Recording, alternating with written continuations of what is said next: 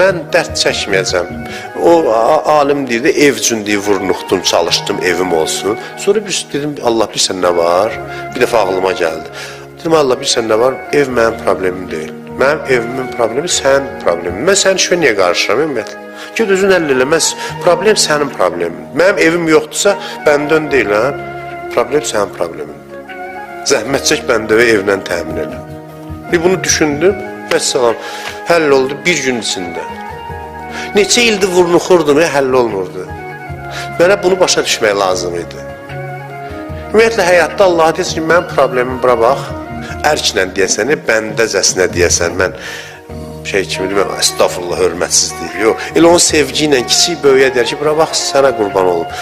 Mənim həyatımın çətinlikləri sənin problemlərin, mənim deyil. O mənada yox ki, oturum deyim, sənin problemin yox. O mənada ki, mən gedirəm sadəcə.